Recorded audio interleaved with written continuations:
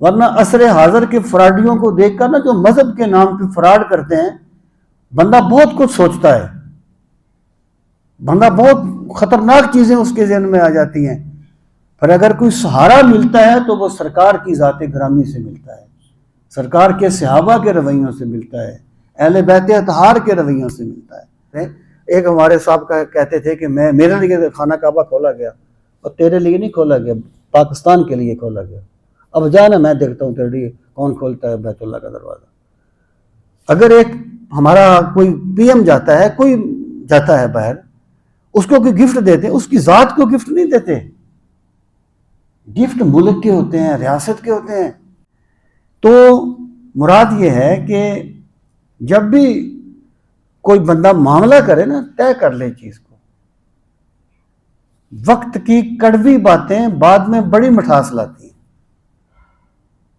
اور وقت کی مٹھاس بعد میں بڑی کڑواہٹ پیدا کرتی ہے، کہ اللہ بندہ جو ہے وہ جیسا معاملہ بندوں سے کرتا ہے، اللہ اس کے ساتھ ویسا ہی معاملہ کرتا ہے۔ یعنی کوئی چیز ایسی نہ ہو جو بعد میں جھگڑے کا ہمارا پرابلم پتہ کیا ہے ہم لوگوں کا، بشمول میرے، ہم پہلے مروت کا اظہار کرتے ہیں، یعنی ہم نہیں پوچھتے۔ جس نے کسی مسلمان کا سودا واپس لے لیا، یہ یعنی ہوتا ہے نا دکاندار، کوئی چیز بندے نے خرید لی تو وہ واپس نہیں کرتے۔ رسول کریم علیہ السلام نے فرمایا کہ جس نے کسی مسلمان کا سودا واپس لے لیا، اقال اللہ اسرتہ یوم القیامہ، اللہ تعالیٰ قیامت کے اعوذ باللہ من الشیطان الرجیم، بسم اللہ الرحمن الرحیم۔ باب فی بیع المشروط، الفصل الاول۔ یہ کتاب البیوع کا 6واں باب ہے، اور اس کی پہلی فصل ہے مشروط بیع کا حکم۔ مشروط بیع وہ ہوتی ہے جس میں کوئی شرط لگا لی جائے، اور رسول کریم صلی اللہ تعالیٰ علیہ وآلہ وسلم کی تصریحات کے مطابق بیع میں شرط کی کوئی حیثیت نہیں ہوتی۔ جب اس نے ایک چیز بیچ دی ہے اور اس نے خرید لی ہے تو پھر وہ اس کا مالک ہے، وہ جس طریقے سے چاہے گا اس میں تصرف کرے گا۔ عن ابن عمر رضی اللہ عنہما قال قال رسول اللہ صلی اللہ علیہ وسلم من ابتاع نخلا بعد ان تعبر فثمرتها للبائع الا ان یشترط المبتاع ومن ابتاع عبدا وله مال فماله للبائع الا ان یشترط المبتاع، رواه البخاری المان الاول وحدہ۔ ابن عمر رضی اللہ تعالیٰ عنہ سے مروی ہے کہ رسول کریم صلی اللہ تعالیٰ علیہ وآلہ وسلم نے فرمایا کہ جس بندے نے کوئی کھجور بیچی بعد ان تعبرا، بعد اس کے کہ وہ اس کی تعبیر کرے۔ تعبیر یہ ہوتا ہے کہ نر درخت کا کوئی ٹہنی جو ہے وہ مادہ درخت میں لگانا، یہ ایک عمل تھا اس وقت، یعنی کھجوروں کی تعبیر کرنا اس کو کہا جاتا تھا۔ یعنی ایک پودے کا جو اس کی شاخ ہے وہ دوسرے پودے میں لگا دینا، اس سے ان کا خیال یہ تھا کہ فصل جو ہے وہ پھل زیادہ آتا ہے۔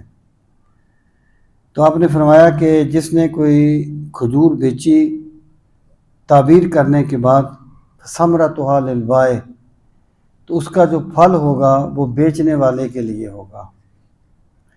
الا ان یشترط المبتاع، مگر یہ کہ وہ شرط لگا لے کہ یہ پھل میرا ہوگا۔ پہلے اب ترجمہ سن لیں۔ من ابتاع عبدا، اور جس نے کوئی غلام خریدا، وَلَهُ مَالٌ، اس کے پاس مال ہو، فَمَالُهُ لِلْبَائِعِ، تو اس کا مال بیچنے والے کے لیے ہوگا۔ إِلَّا أَن يَشْتَرِطَ الْمُبْتَاعُ، مگر یہ کہ وہ جو بیچنے والا ہے وہ کوئی شرط لگا لے۔ اس سے مراد یہ ہے کہ اگر ایک بندے نے کھجور بیچی ہے تو اس نے کھجور کا پودا بیچا ہے، اگر یعنی اس نے جو تعبیر کی تھی، تعبیر کے بعد پھل زیادہ آتا تھا، تو اگر وہ پھل اس وقت لگا ہوا ہو اور زیادہ لگا ہوا ہو تو جو زیادہ پھل ہوگا وہ بیچنے والے کا ہوگا، خریدنے والے کا نہیں ہوگا۔ یہ آگے جو فرمایا ہے کہ اللہ مگر یہ کہ وہ کوئی شرط لگا لے، تو یہاں پر یعنی شرط سے مراد یہ ہے کہ وہ اس کو ہدیتاً دے دے یا عاریتاً دے دے، لیکن حقیقت میں اس کو یہ حق نہیں ہے کہ وہ یہ کہے کہ یہ میرا ہوگا، کیونکہ اس نے اس کھجور کے درخت کو خریدا ہے۔ ایسے اگر کسی بندے نے کوئی غلام بیچا ہے اور غلام کے پاس مال ہے، تو اس نے مال نہیں بیچا بلکہ غلام کو بیچا ہے، تو اس کا جو مال ہے وہ اس کا ہوگا جس نے اس کو بیچا ہے، کیونکہ اس نے غلام کو بیچا ہے، مال کو نہیں۔ مگر یہ کہ وہ شرط لگا لے، جو خرید رہا ہے وہ شرط لگا لے کہ بھی سارا کچھ میرا ہوگا۔ تو یہاں پر بھی شرط سے مراد یہ ہے کہ وہ یعنی اس کو اخلاقاً کہہ دے کہ یہ مال میرا ہوگا، کیونکہ حدیث پاک کی روشنی میں آگے وہ حدیث پاک آئے گی، ہر وہ شرط جو کسی سودے میں لگائی جائے گی وہ باطل ہوگی، شرط کی کوئی حیثیت نہیں ہوتی۔ تو یہاں پر اگر یہ روایت اسی درجے کی ہے تو اس میں یہ تعویل کی جائے گی۔ ان جابر انہ کان یسیر والا جمل قد آیا، حضرت جابر بن عبداللہ رضی اللہ عنہ فرماتے ہیں کہ وہ ایک اونٹ پر سفر کر رہے تھے اور وہ اونٹ تھک گیا تھا، یعنی کمزور اونٹ تھا، اس کے لیے چلنا مشکل تھا۔ فمر النبی صلی اللہ علیہ وسلم بہی، یہ کسی سفر کی بات ہے، تو رسول کریم صلی اللہ علیہ وسلم میرے اونٹ کے پاس سے گزرے۔ فضربہ، آپ نے اس کو مارا، یعنی مارا سے مراد یہ ہے کہ ہاتھ میں کوئی چیز تھی تو اونٹ کو مار دی، جیسے کوئی چھڑی تھی، کوئی ایسی چیز تھی، اونٹ کو مار دی۔ فصار سیرا لیس یسیر مثلہ، تو وہ اونٹ اتنی تیز چلنے لگا کہ کوئی اور اونٹ اتنی تیز نہیں چل سکتا تھا۔ یہ رسول کریم علیہ السلام کی معجزاتی شان ہے۔ ثم قالا، پھر آپ نے مجھے فرمایا، بے انی ہے بے وقیہ، کہ یہ ایک اوقیہ کے بدلے میں یہ اونٹ مجھے بیچ دے، یعنی ایک اوقیہ، ایک رقم آپ کہہ لیں، اتنے بدلے میں یہ اونٹ مجھے بیچ دے۔ قال فبیتہ، تو کہتے ہیں میں نے اونٹ بیچ دیا۔ فاستثنیت حملانہ الی اہلی، تو میں نے استثناء کیا کہ ابھی میں اونٹ پر بیٹھ کے اپنے گھر جاؤں گا، یعنی میں اونٹ پر سوار رہوں گا۔ فلما قدمت المدینہ، جب میں مدینہ منورہ آیا، اتیتہ بالجمل، تو میں وہ اونٹ لے کر رسول کریم علیہ السلام کے بارگاہ میں حاضر ہوا۔ وَنَقَدَنِ ثَمْنَهُ، تو آپ نے مجھے اس کی قیمت نقد عطا فرما دی۔ فَآتَانِي ثَمْنَهُ، وفی روایتاً، اور ایک اور روایت میں ہے مجھے اس کی قیمت عطا فرمائی۔ وَرَدَّهُ عَلَيَّ، اور پھر وہ اونٹ بھی مجھے واپس کر دیا۔ یعنی اس میں یعنی کتاب البیوع میں اس حدیث کو لانے کا مقصد یہ ہے کہ ایک تو یہ نا کہ رسول کریم علیہ السلام کے معجزہ یا آپ کی عظمت کا یہ پہلو کہ جو کمزور اونٹ تھا، آپ نے اس کو کوئی چھڑی ماری تو وہ اتنا تیز ہو گیا کہ اس کا مقابلہ کوئی اونٹ نہیں کر سکتا تھا۔ دوسرا اس کا یہاں اس کو لایا گیا کہ آپ نے فرمایا کہ مجھے بیچ دے، تو وہ کہتے ہیں کہ میں نے اس کا استثناء کیا کہ میں اپنے گھر تک اس پہ سوار ہو کے جاؤں گا۔ تو محدثین کہتے ہیں کہ یہ شرط نہیں تھی، یہ انہوں نے سرکار سے ویسے التماس کی تھی کہ میں کمزور آدمی ہوں، اونٹ میں نے آپ کے پاس بھیج دیا۔ اس سے یہ چیز ثابت ہوتی ہے کہ سودا اس طریقے سے ہو سکتا ہے کہ قیمت بھی طے ہو گئی کہ اتنے کا بیچا، اور چیز بھی طے ہوگی کہ کیا چیز بیچی، لیکن ابھی یعنی وہ اس کے حوالے نہیں ہوئی، تو اس طریقے سے بھی سودا ہو گیا۔ تو یہ شرط نہیں تھی، بلکہ یہ استثناء جو تھا یہ ایک ان کی التماس تھی، ایک ریکویسٹ تھی کہ میں جاؤں گا اس پر سوار ہو کر۔ تو جب مدینہ منورہ پہنچے تو پھر سرکار نے مجھے وہ نقد رقم عطا فرما دی، اور ایک اور روایت میں ہے کہ مجھے آپ نے وہ رقم بھی دے دی اور میرا اونٹ بھی مجھے واپس کر دیا۔ یہ یعنی سرکار کے اخلاق ہیں یا اپنے غلاموں کو نوازنے کا ایک انداز ہے۔ جی وفی روایت للبخاری انہ قال لبلال، اور بخاری کی روایت میں ہے کہ آپ نے حضرت بلال سے فرمایا، حضرت بلال جو تھے نا جیسے خزانچی ہوتا ہے نا، یہ سرکار کے خزانچی تھے، یعنی ان کے پاس وہ حساب کتاب ہوتا تھا۔ ایک دے ہو کہ جتنی قیمت طے کی ہے اس کو دے دو، وزد ہو تو اور قیمت جتنی طے ہوئی ہے اس سے زیادہ دو۔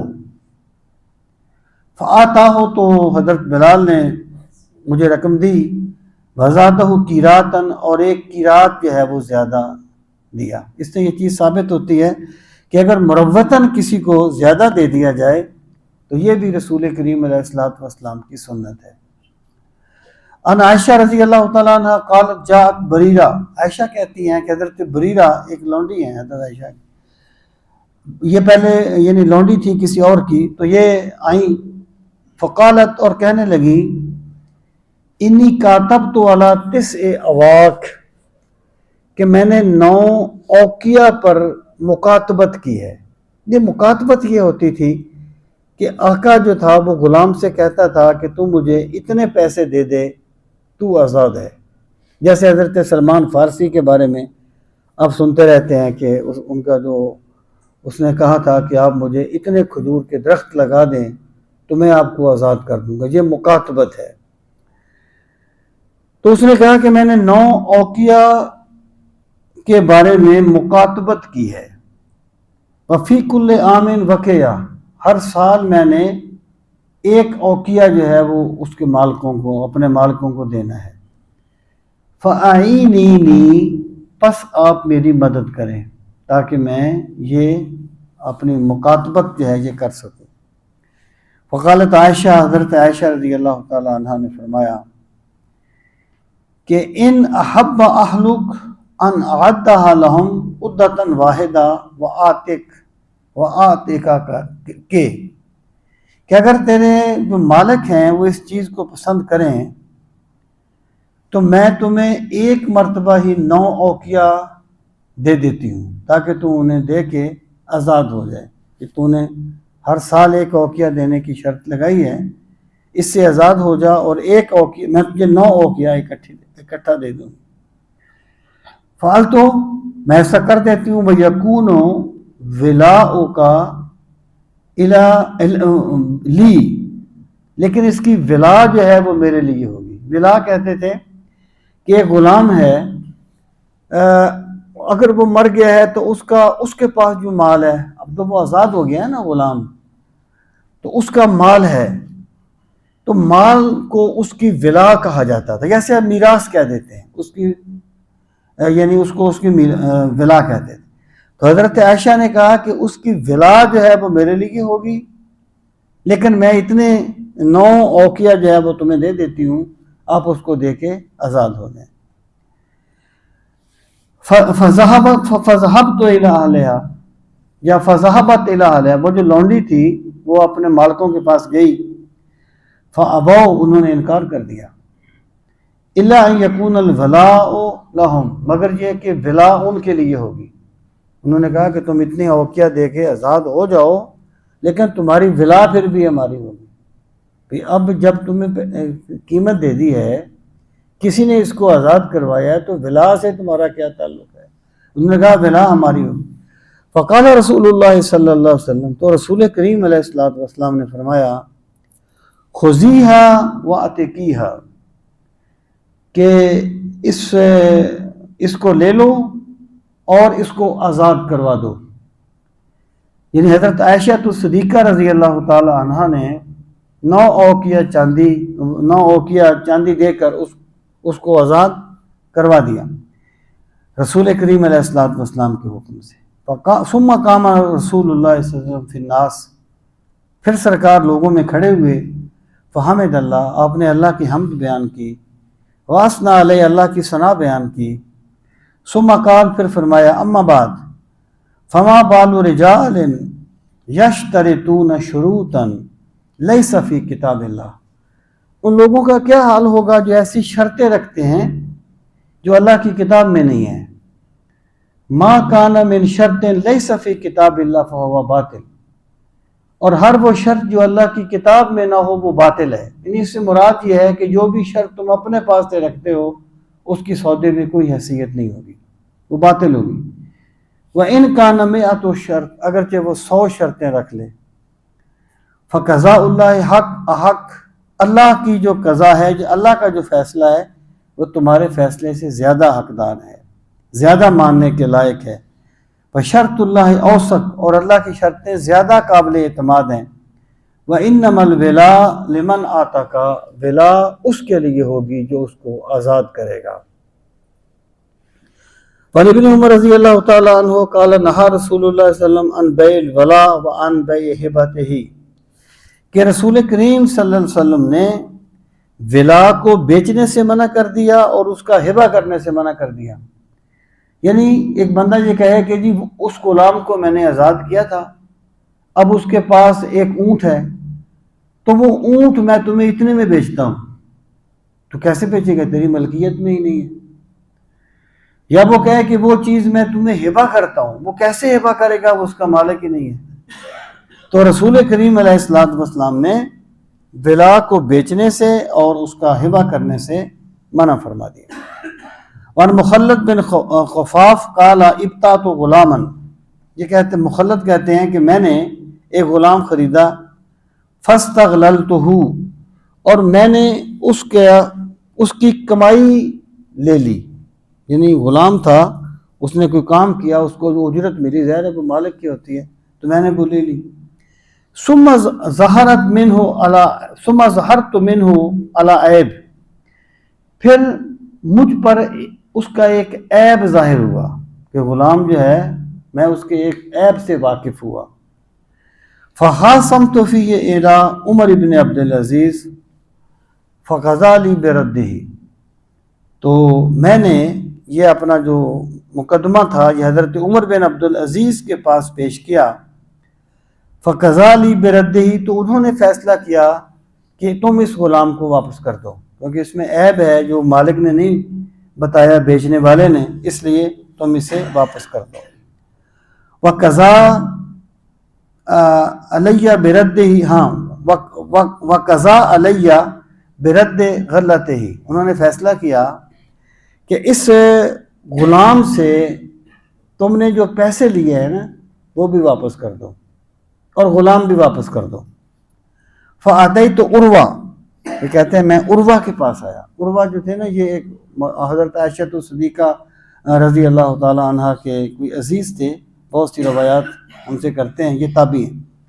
فأخبرتہ، میں نے انہیں خبر دی کہ انہوں نے یہ فیصلہ کیا ہے کہ میں غلام بھی واپس کر دوں اور غلام کی کمائی بھی واپس کر دوں۔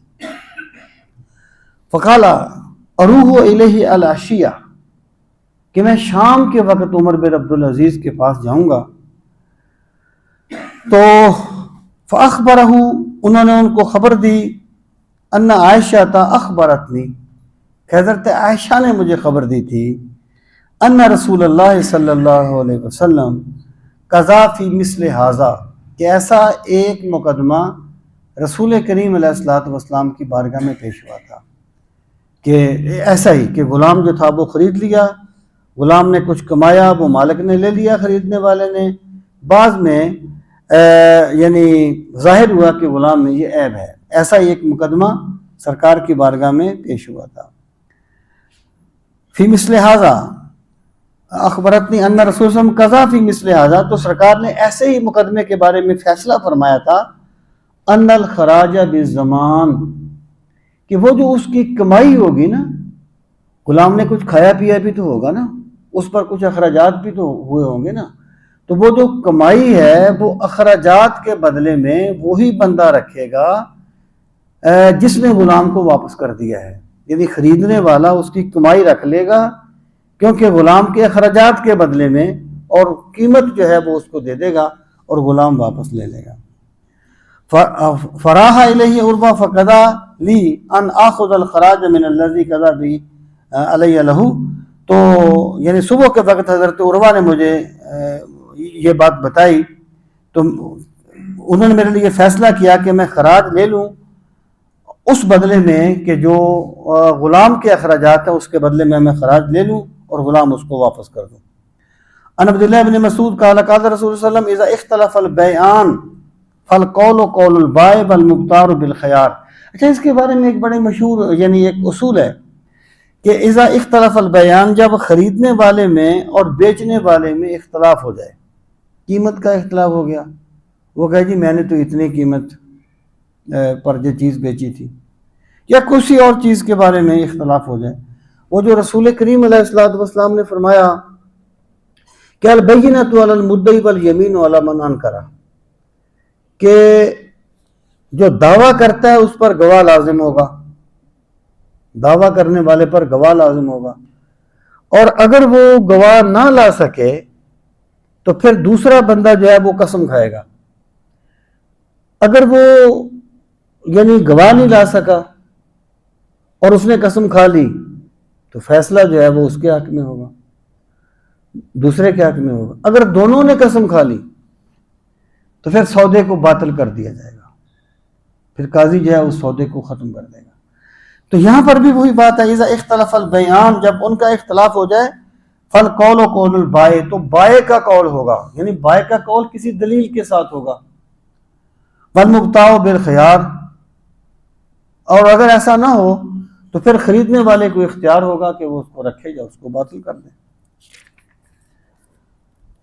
جی، والدارمی قال البیعان اذا اختلف والمبیع قائم بینہ وليس بینہما بینہ فالقول ما قال البائع اور یترادان البیع، یہ وہی بات ہے۔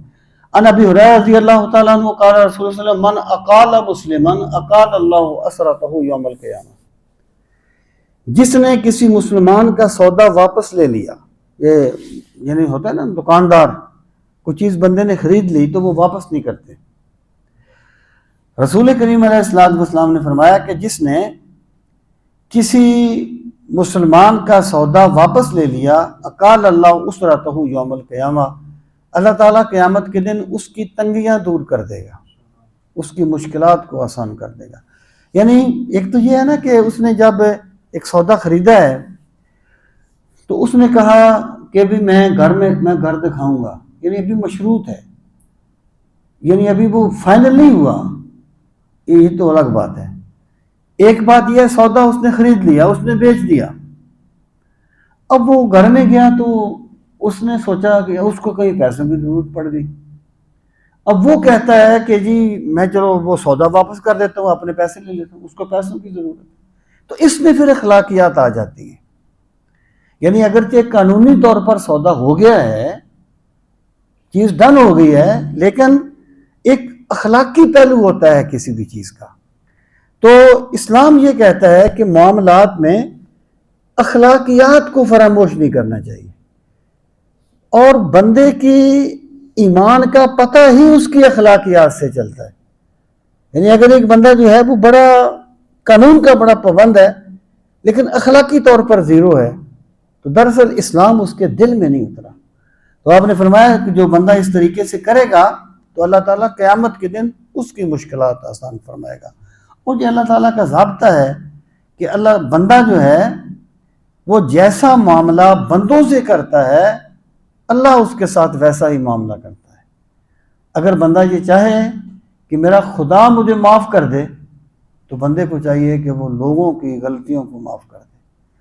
اگر بندہ یہ چاہے کہ اللہ میرے عیبوں پہ پردہ ڈالے تو اس کو چاہیے کہ وہ لوگوں کے عیبوں پہ پردہ ڈالے۔ من ستر مسلماً سترہ اللہ یوم القیامہ، جو کسی مسلمان کی پردہ پوشی کرتا ہے تو اللہ تعالیٰ قیامت کے دن اس کی پردہ پوشی فرمائے گا۔ من کان فی حاجت اخیہ کان اللہ فی حاجتہ، جو بندہ اپنے کسی بھائی کی مشکل حل کرنے میں لگا ہوتا ہے تو اللہ اس کی مشکلات آسان فرماتا ہے۔ تو بندہ جو چاہتا ہے نا خدا سے، جس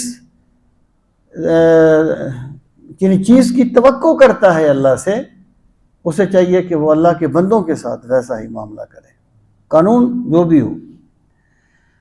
وعن ابی ہریرہ رضی اللہ تعالیٰ عنہ قال قال رسول اللہ صلی اللہ علیہ وسلم اشترى رجل ممن كان قبلكم عقارا من رجل، سرکار نے فرمایا تم سے پہلے جو لوگ تھے نا ان میں سے ایک شخص نے دوسرے سے زمین خریدی.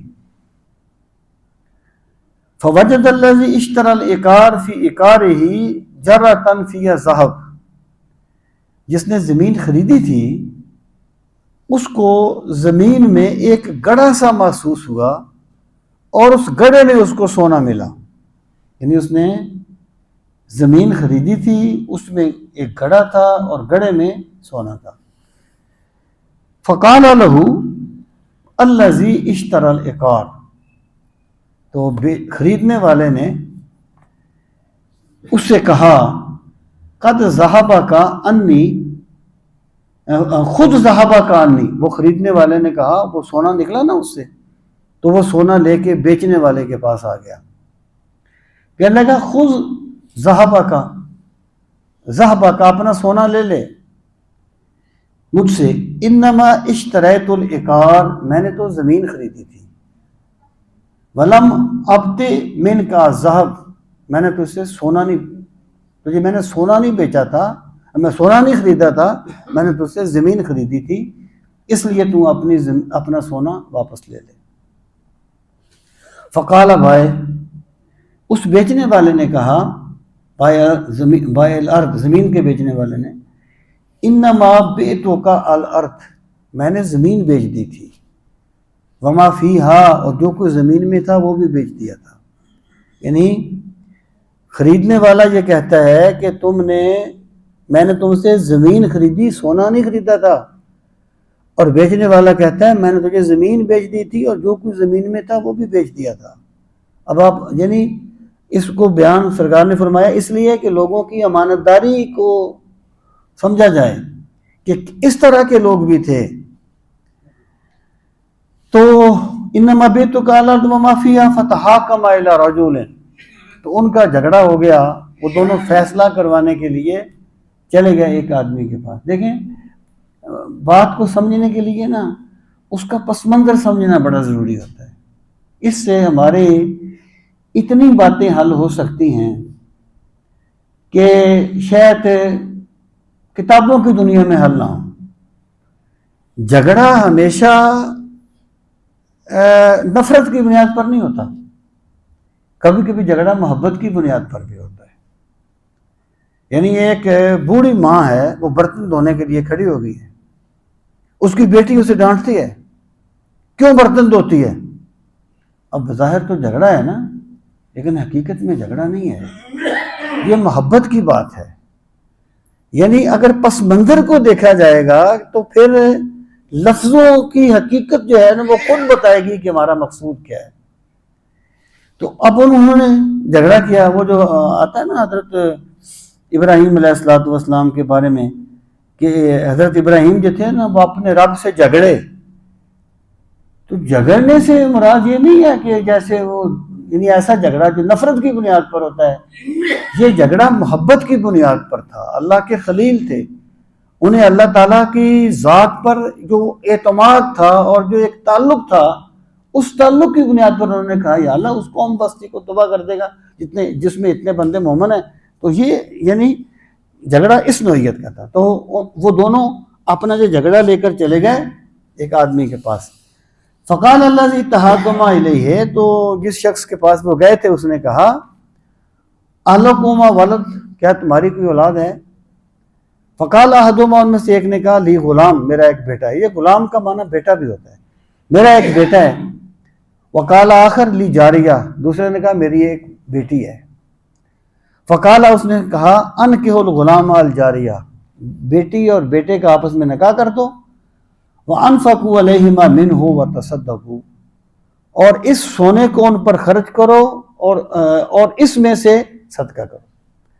مراد یہ ہے کہ اس سے یہ سمجھ آتی ہے بات کہ اگر بندے میں اخلاقیات زندہ ہوں تو پھر نوعیت اور طرح کی ہو جاتی ہے. باب السلم والرہن. عن ابن عباس رضی اللہ تعالیٰ عنہما قال قدم رسول اللہ صلی اللہ علیہ وسلم المدینہ وهم یسلفون فی الثمار السنہ والسنتین والثلاث فقال من اسلف فی شیء فلیسلف فی کیل معلوم وبدن معلوم الی اجل معلوم. اچھا، یہ بیع سلم ہوتی ہے، ایک بیع سلم. بیع سلم یہ ہوتی ہے کہ پیسے پہلے دے دیے جائیں اور چیز بھی متعین کر دی جائے اور اس کا وہ وزن بھی متعین کر دیا جائے کہ اتنے پیسے لے لو، میں تم سے اتنی گندم لے لوں گا، اس کو بیع سلم کہتے ہیں۔ وہ ایک شعر ہے کہ رگ رگ میں محبت ہو رسول عربی کی، یہ مفتی شفیع صاحب کا ہے جو بندی مکتبہ فکر سے ان کا تعلق ہے، یہ تقی عثمانی صاحب کے والد، یعنی فقی ہے نا، تو نعت میں بھی فقہ لے کے آئے ہیں، بیسیکلی فقی ہیں، مفتی ہیں، تو نعت میں بھی ان کا وہ فقی مزاج جو ہے نا وہ جھلکتا ہے۔ وہ کہتے ہیں رگ رگ میں محبت ہو رسول عربی کی، جنت کے خزائن کی یہی بیع سلم ہے، یعنی جو بیع سلم جس میں قیمت پہلے دی جاتی، آج تم سرکار کی محبت جو ہے نا وہ اپنے دل میں بسا لو، بس اللہ تمہیں جنت کے جو باغات ہیں ان کا مالک بنا دے گا۔ رگ رگ میں محبت ہو رسول عربی کی، جنت کے خزائن کی یہی بیع سلم ہے، پھر بارگاہ سید کونین میں پہنچا، یہ ان کا کرم، ان کا کرم، ان کا کرم ہے۔ تو یہ بیع سلم۔ عن ابن عباس رضی اللہ تعالیٰ عنہ قال قدم، جب سرکار مدینہ منورہ میں تشریف لائے تو لوگ 1 سال 2 سال 3 سال کی بیع سلم کرتے تھے۔ فقالا، تو سرکار نے فرمایا من اسلف فی شیء، جو بندہ کسی بھی طریقے سے بیع سلم کرے، فلیسلف فی کیل معلوم، تو وہ اس چیز کا وزن متعین ہونا چاہیے۔ یہ نہیں ہے کہ میں تمہیں یعنی طے نہ کرے کہ اتنے من بھی میں لوں گا، یا قیمت طے نہ کرے، ابہام نہیں ہونا چاہیے۔ وزن معلوم، اور وزن بھی معلوم ہونا چاہیے، اجل معلوم، اور مدت بھی معلوم ہونی چاہیے، اس سال لوں گا، اگلے سال لوں گا، یعنی کوئی چیز ایسی نہ ہو جو بعد میں جھگڑے کا باعث۔ ہمارا پرابلم پتہ کیا ہے ہم لوگوں کا، بشمول میرے، ہم پہلے مروت کا اظہار کرتے ہیں، یعنی ہم نہیں پوچھتے کہ بھئی یہ پیسے جو تو مجھے دے رہا ہے میں تمہیں کب واپس کروں گا، یا تو مجھے کب واپس کرے گا، ہم نہیں پوچھتے، اس کو ہم مروت کے خلاف سمجھتے ہیں۔ پھر آپ دیکھتے ہیں کہ اس پر کتنے کتنے تعلقات خراب ہوتے ہیں، کتنی کتنی جھگڑے اس پر پیدا ہوتے ہیں۔ اسلام کے جو احکامات ہیں نا وہ مروت کے خلاف نہیں ہے، ہمیں یہ بات سمجھ لینی چاہیے۔ یہ ہماری اپنی سوچ ہے جو ہم اسے مروت کے خلاف سمجھتے ہیں۔ تو مراد یہ ہے کہ جب بھی کوئی بندہ معاملہ کرے نا، طے کر لے چیز کو۔ وقت کی کڑوی باتیں بعد میں بڑی مٹھاس لاتی ہیں، اور وقت کی مٹھاس بعد میں بڑی کڑواہٹ پیدا کرتی ہے، اور ہر بندہ بڑے بندے ضائع کر چکا ہوگا اس مروت کے پیچھے، جس کو وہ مروت سمجھتا ہے، حالانکہ وہ مروت نہیں ہے۔ تو چیز طے ہو جانی چاہیے، کوئی ابہام نہیں ہونا چاہیے۔ وعن عائشہ رضی اللہ تعالی عنہ قالت اشترى رسول اللہ صلی اللہ علیہ وسلم طعاما من یہودی الی اجل، کہ رسول کریم صلی اللہ علیہ وسلم نے ایک معینہ مدت تک ایک یہودی سے غلہ خریدا، غلہ گندم وغیرہ کھانے کی چیز۔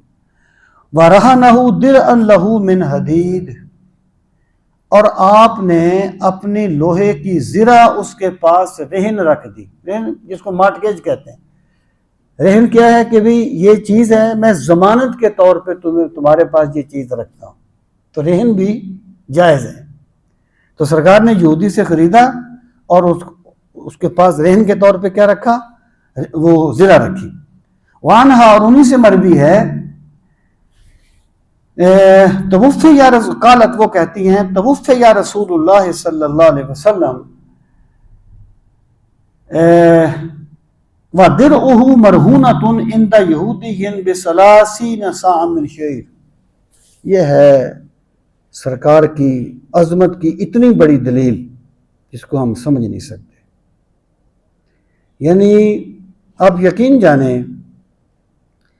کہ رسول کریم صلی اللہ علیہ وسلم کی جو زندگی ہے نا، اس پر غور کر کے جتنی ایمان کو روشنی ملتی ہے نا اور تازگی ملتی ہے، اس کو لفظوں میں بیان نہیں کیا جا سکتا۔ اب آپ اندازہ کیجئے کہ رسول کریم صلی اللہ تعالی علیہ وآلہ وسلم جب آپ نے وصال فرمایا ہے تو کم و بیش کوئی 15 لاکھ مربع میل آپ کے زیر نگیں تھا، 15 لاکھ مربع میل کم و بیش زیر نگیں تھا، اور حالت کیا تھی کہ کوئی پیسہ اپنے لیے اکٹھا نہیں کیا تھا، اور یہ فرما دیا تھا کہ میرا ورثہ بھی میرے وارثوں میں تقسیم نہیں ہوگا۔ ورثہ جو گھر کی استعمال کی چیزیں تھیں، اور یا جو چیزیں کسی نے آپ کو گفٹ کی تھی، بعض ایسی چیزیں تھیں جو سرکار کو گفٹ کی تھی، اور سرکار نے وہ گفٹ چیزیں بھی ریاست کے لیے رکھی تھی۔ ایک یہودی نے 6 باغ دیے تھے آپ کو، آپ نے یہ نہیں فرمایا تھا کہ یہ میری ذاتی ملکیت ہے۔ یہ فدق بھی اسی میں سے تھا، یہ تو خیر فدق تو وہ مال فہ تھا نا، اور مال تھے، یعنی مال فہ ہے فدق، اس کو بھی سرکار نے اپنی ذاتی ملکیت میں نہیں لیا تھا، یہ ریاست کے استعمال میں تھا، ریاستی، اور وہ باغ بھی رہے۔ یعنی آپ اندازہ کیجئے، فرض کریں ایک ہمارے صاحب کہتے تھے کہ میرے لیے خانہ کعبہ کھولا گیا اور تیرے لیے نہیں کھولا گیا، پاکستان کے لیے کھولا گیا، اب جانا میں دیکھتا ہوں تیرے لیے کون کھولتا ہے بیت اللہ کا دروازہ۔ اگر ایک ہمارا کوئی پی ایم جاتا ہے، کوئی جاتا ہے باہر، اس کو کوئی گفٹ دیتے ہیں، اس کی ذات کو گفٹ نہیں دیتے، گفٹ ملک کے ہوتے ہیں، ریاست کے ہوتے ہیں۔ اور جب ایک بندہ گیا نا، اور جب وہ زکوٰۃ کا مال اکٹھا کر کے آیا، اس کو بھیجا سرکار نے، واپس آئے، کہنے لگے یا رسول اللہ علیہ وسلم یہ تو زکوٰۃ ہے جو میں نے اکٹھی کی ہے، مجھے لوگوں نے دی ہے ریاست کے لیے جو ان کا بنتا تھا، اور یہ مجھے لوگوں نے تحفے دیے ہیں۔ آپ نے فرمایا تمہیں تحفے اس وقت کیوں نہیں دیتے لوگ جب تم اپنے گھر میں بیٹھے ہوتے ہو؟ یعنی آپ نے ایک منصب پر فائز بندے سے کو منع فرما دیا گفٹ قبول کرنے سے، کیونکہ وہ گفٹ نہیں ہوتے، وہ رشوت ہوتی ہے، اس کا نام گفٹ ہوتا ہے، ایکچولی اس منصب کو وہ چیزیں دی جاتی ہیں۔ تو رسول کریم صلی اللہ تعالی علیہ وآلہ وسلم نے جب آپ نے وصال فرمایا تو سیدہ عائشہ فرماتی ہیں سرکار نے وصال فرمایا اور آپ کی زرہ 30 سا جو کے بدلے میں ایک یہودی کے پاس رہن رکھی ہوئی تھی۔ یعنی اتنی بڑی شخصیت، اپنے لیے کچھ نہیں، گھر کا خرچہ چلانے کے لیے قرض لیا ہوا تھا۔ یہ ہے رسول کریم صلی اللہ تعالی علیہ وآلہ وسلم کی شان کے وہ پہلو جن پر آپ جتنا غور کریں گے آپ کا ایمان تازہ ہوگا، ورنہ عصر حاضر کے فراڈیوں کو دیکھ کر نا، جو مذہب کے نام پہ فراڈ کرتے ہیں، بندہ بہت کچھ سوچتا ہے، بندہ بہت خطرناک چیزیں اس کے ذہن میں آ جاتی ہیں، پر اگر کوئی سہارا ملتا ہے تو وہ سرکار کی ذات گرامی سے ملتا ہے، سرکار کے صحابہ کے رویوں سے ملتا ہے، اہل بیت اطہار کے رویوں سے ملتا ہے۔ تو اس کا مطلب یہ ہو گیا کہ جو رہن ہوتا ہے یہ بھی جائز ہے۔ وعن ابی ہریرہ رضی اللہ تعالیٰ عنہ قال قال رسول اللہ صلی اللہ علیہ وسلم الزار یرکب بنفقتہ اذا کان مرہونا، یعنی اگر کسی کے پاس کوئی سواری رہن رکھ دی ہے، بھی اونٹ رہن رکھ دی ہے، اب جس کے پاس اونٹ ہے وہ اس کو چارہ بھی تو ڈالے گا نا، تو اس کے لیے جائز ہوگا کہ وہ اس پر سواری کرے، اس کے لیے سواری کرنا جائز ہوگا۔ وَلَبْنُ الدَّرْ يُشْرَبُ بِنَفْقَتِهِ إِذَا كَانَ مَرْهُونًا وَعَلَى الَّذِي يَرْكَبُ يَشْرَبُ عَنْ نَفْقَتِهِ، اور اگر کسی کے پاس کوئی جان بھینس رہن رکھ دی ہے، اب بھینس دودھ بھی دے گی اور چارہ بھی کھائے گی، تو مطلب یہ ہے کہ چارے کے بدلے میں اس سے فائدہ حاصل کرنا اس کے لیے جائز ہوگا، اور یہ سود کے زمرہ میں نہیں آئے گا۔ تو اس سے یہ اور بھی احادیث ہیں، رہن اور بیع سلم جو ہیں ان کی کچھ چیزیں واضح ہوتی ہیں۔ اللہ تعالیٰ ہمیں دین کا فہم صحیح نصیب فرمائے۔ اچھا مجھے یاد آ گیا، ایک مرتبہ سورہ فاتحہ اور 3 مرتبہ سورہ اخلاص پڑھیں۔ حضرت شیخ الحدیث حضرت علامہ عظیم الدین شاہ صاحب کی روح کو اصالہ ثواب کریں، بہت بڑے ایک اسلام کے مبلغ، شیخ الشیوخ اور استاد الاساتذہ، جن کی پوری زندگی جو ہے وہ دین کی خدمت میں وقف ہوئی ہے، دین کی خدمت کرتے ہوئے گزری ہے، ان کے لیے اصالہ ثواب کریں۔ بسم اللہ الرحمن الرحیم، الحمدللہ۔ مالک یوم الدین ایاک نعبد و ایاک نستعین اهدنا الصراط المستقیم بسم اللہ الرحمن الرحیم قل هو اللہ احد اللہ الصمد لم یلد قل هو اللہ احد اللہ الصمد لم یلد قل هو اللہ احد اللہ الحمد للہ رب العالمین والعاقبۃ للمتقین والصلاۃ والسلام علی سید المرسلین وعلی آلہ واصحابہ اجمعین ربنا آتنا فی الدنیا حسنہ وفی الآخرۃ حسنہ وقنا عذاب النار ربنا وآتنا ما وعدتنا علی رسولک ولا تخزنا یوم القیامہ انک لا تخلف الميعاد ربنا لا تزغ قلوبنا بعد إذ هديتنا وهب لنا من لدنك رحمة إنك أنت الوهاب یا ارحم الراحمین ہم سب کی حاضری اپنی بارگاہ عالی میں قبول و منظور فرما۔ پروردگار عالم سب کو صحت، سلامتی اور ایمان والی زندگی نصیب فرما۔ یا اکرم الاکرمین ہمیں اخلاص اور للہیت کی دولت سے مالا مال فرما، زندگی کے قدم قدم پر اپنی رضا کا طالب بنا دے۔ پروردگار عالم اپنے بے پناہ کرم کا واسطہ تمام بیماروں کو شفائے کاملہ و عاجلہ نصیب فرما۔ یا اکرم الاکرمین جمی مومنین مومنات جس جہان سے چلے گئے، حاضرین مجلس کے جتنے بھی عزیز و اقارب دنیا سے چلے گئے، سب کی مغفرت فرما۔ اس مسجد کو آباد کرنے والے جتنے بھی لوگ اس جہان سے چلے گئے، سب کی مغفرت فرما، سب کے درجات کو بلند فرما۔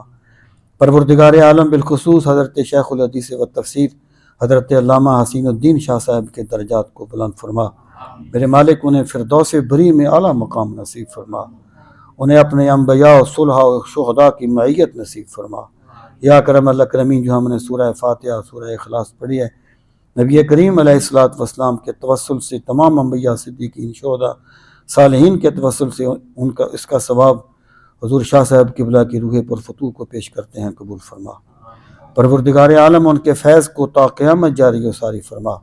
یا کرم الاکرمین ان کے تمام لواحقین کو اور متوسلین کو اور عقیدت مندوں کو صبر جمیل عطا فرما۔ وصلی اللہ تعالی علی خیر خلقہ محمد وعلی آلہ واصحابہ اجمعین آمین برحمتک یا ارحم الراحمین۔ اللہ پاک صاحب کو جزائے خیر دے دیا، آپ نے وقت دیا اور ایسی باتیں آپ سنتے رہتے ہیں، آپ کی مہربانی میں کہہ سکتا ہوں جی۔